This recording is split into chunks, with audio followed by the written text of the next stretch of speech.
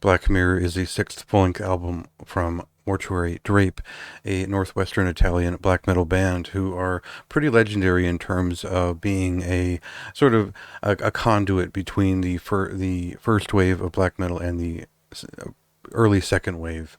And this became more clear as they moved from their demo era into their more official releases, most of which I've sort of detailed the history of the band.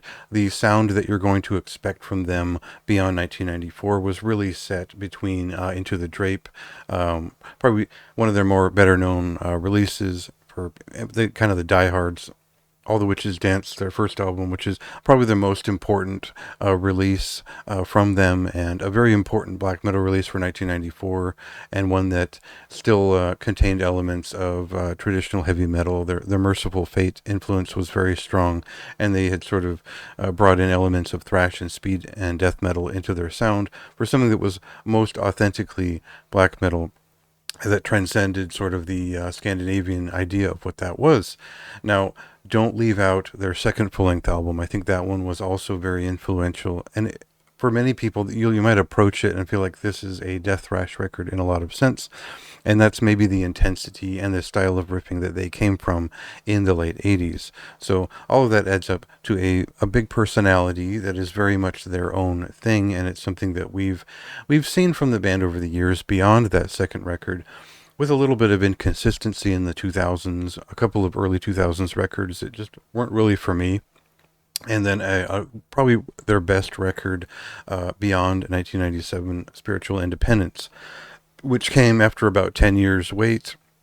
And this latest record comes after about 10 more years of waiting to see what they would do next. And it turns out it's pretty good. It's exactly what you would want for Mortuary Drape in 2023. And we'll get right to that with the song right now.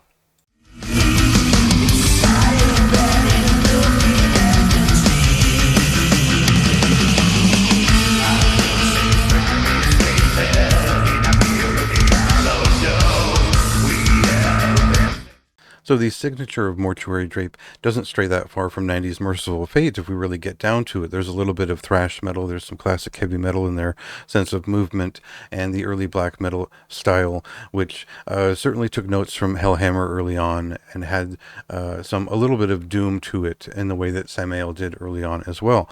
Now, this style is very much their own, and they're just basically delivering 11 songs of it very consistently on this album. There's no real flaw here. There's a couple of little surprises with clean vocals and a catchier song with Rattle Breath, and there's it all kind of meshes together into one kind of tunnel of an experience, and it certainly feels like a narrative.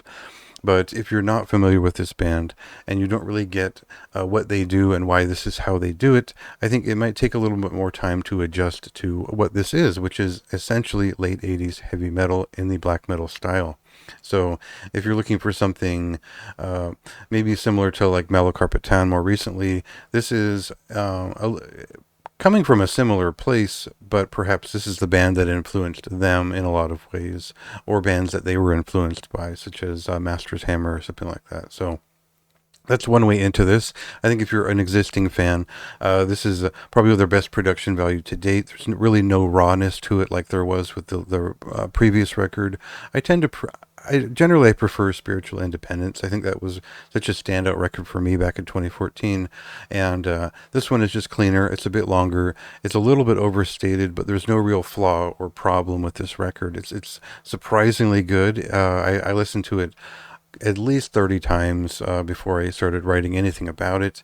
I found I just really got into it at one point. I really enjoyed the nuance of this record. I think the guitar work is particularly good, and I'm not sure if there's a new drummer on this record, but I think when they don't veer into so much of the double bass kind of rollouts that they do on some of their songs, they're at their best, and that was just a minor flaw that was still resonant from the 2000s, which is still here just a little bit.